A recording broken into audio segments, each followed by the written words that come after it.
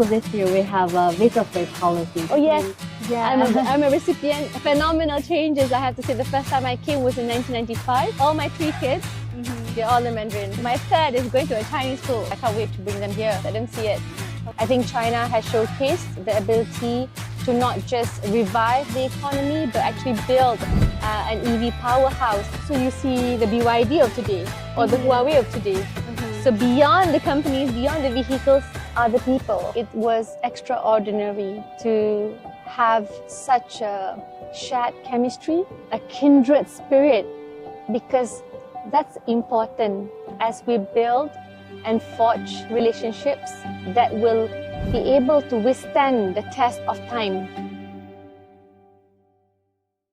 So thank you for joining me in the interview. So first, can you share with us the main objectives of your visit to China and the goals you want to achieve this time?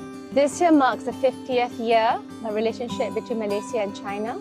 Feel that it's opportune to build closer relations with the Chinese Communist Party and learn from the various experiences. Not many parties can claim to have lived and thrived over 100 years.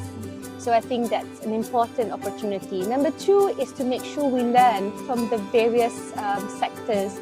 I think China has showcased the ability to not just revive the economy, but actually build an EV powerhouse. And I think we are looking forward to visiting those sectors. And of course, the third, which is a priority of our president as well as the Prime Minister, is to ensure that we learn from the different villages in terms of economic empowerment that benefits households, the workers, as well as poverty eradication programs that have taken place here. But we would like to see the whole spectrum and exchanging ideas so that we can build a more robust relationship between the both of us.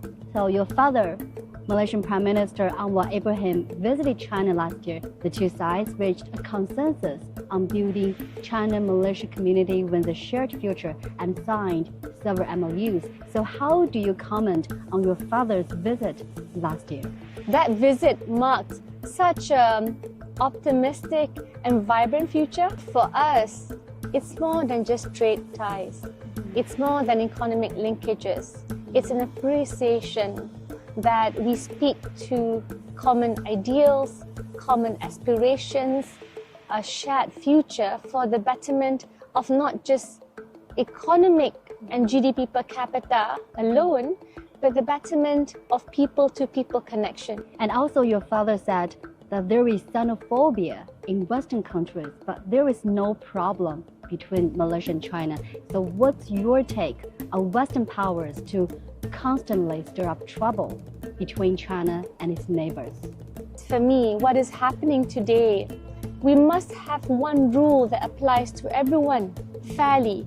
And it is so shocking to note, I think, the sheer hypocrisy by many developed nations. But by the same token, we are also encouraged by the show of courage by many nations, like even South Africa, that have come to the fore and shown themselves to respect others in the rule of law. We have to band together in the sense to ensure that the rule of law, international humanitarian law, is respected by all.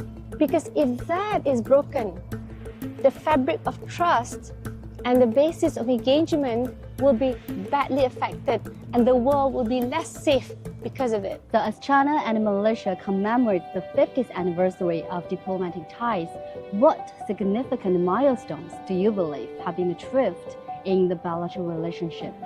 As I was growing up, Kung Fu was a philosopher, and not just popularized in our households, but eventually in the party, amongst our colleagues. We are also inspired by the way China's vertical and horizontal supply chain has been established, whereby local firms, right, that have grown international, be at the forefront of it. We want similarly for Malaysia. We might not perhaps target exactly the same sectors, but we are complementary. So I hope from tourism, from even the investments from the firms, this can be done. And we keep learning because every year is an opportunity to manage those ties so that it's more meaningful.